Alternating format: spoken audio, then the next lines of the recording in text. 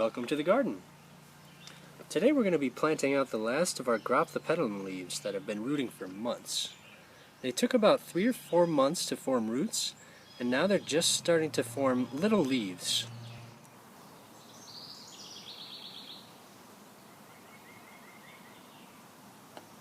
Look at the roots on this one. We've got quite a bit of root. We'll be repotting that. I just want to move it so that we can access these cuttings here. These I really want to get in a separate container. I've also got one more in this pot. It's got a beautiful set of roots on it. Look at that. Look at all those roots. That's gorgeous. So that's what you get when you take crown cuttings. We've got a really nice leaf cutting here. And look, we've got a beautiful brand new plant forming. It just took, I don't know, 4 or 5 months to get to this point. But it's a fun little side project. So we'll replant these all in the same container. Just try and bury those roots a little. I'm just going to very gently do a little dusting right on top with some more potting soil. And then we can just lightly water these in. I'm going to use my spray bottle so that we can kind of uncover those new points of growth. So really not bad for extra leaves that would have just ended up in the compost. And they should eventually all form new plants like this one back here. I've taken a brand new cutting here of this beautiful stacking crassula. So I usually like to take the crown and just snip that off.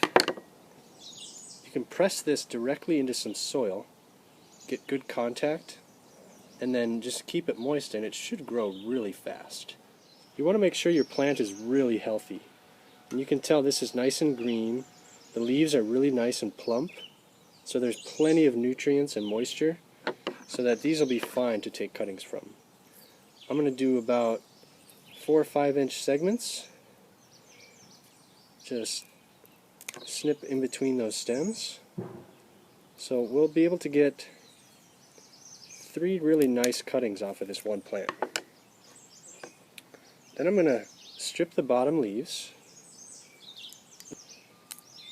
If you leave those leaves on, you're going to have trouble anchoring the plant when you go to plant it out. But we've opened up a whole bunch of wounds all the way along here and on the bottom. So we want to let these dry and heal for at least 24 hours. You can also take cuttings from other succulents like this Graptopetalum. There are a few things you can watch out for to get some advantages, and that's roots already forming on stems. This will just happen naturally. They'll form little tiny roots along the stem here. You can see another one down there.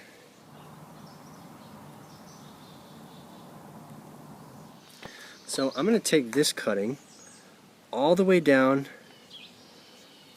as low as we can, so that these little roots that are forming will give us a little bit of a head start. I'm going to try and segment these 2 out, so we'll do another cutting here, right in between those roots. Try and do a nice clean cut. Carefully strip away any leaves that are going to be underwater. And these we can actually propagate as well. So we might actually save some of those. That's about good there. It's extremely important to let these wounds heal now. Graptopetalum are especially vulnerable to rot when submerged in water immediately after cutting. But about 24 hours should heal up those wounds and then they'll be ready to set in. We're just going to be using regular old tap water, and we'll just try and set them in like this, side by side, so that they kind of prop each other up. Even the Graptopetalum is just going to go right in and we'll just submerge those stems. It's been a little over 2 weeks since we took this cutting, and I actually placed it in some water once it is healed. Now if you remember how much root was on there, it was just one little tiny root. So look at all of this new growth. That's all just from rooting in regular old tap water. So it looks like it even has some new crowns, little rosettes. One there and one over here. That's great. So it's doing really well just by rooting in water. We're going to transplant this right over here with these other cuttings. It's a little bit bigger, but it'll be the king of the cuttings.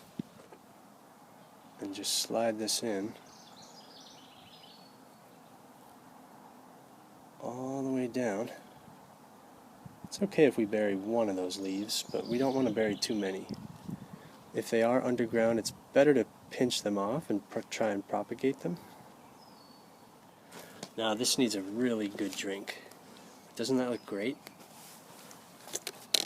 I love taking cuttings. They're just free plants. Beautiful. That looks just great. So that's a nice little container now.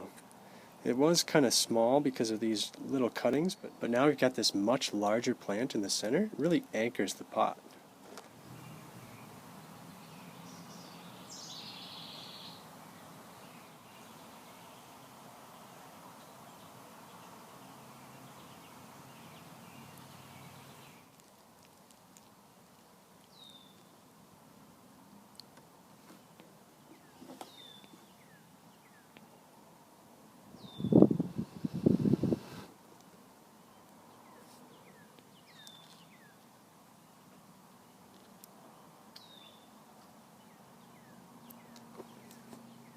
The leaf cuttings are actually doing really well. Some of them are growing those new plants. After about 2 weeks you can really see more of that plant shape.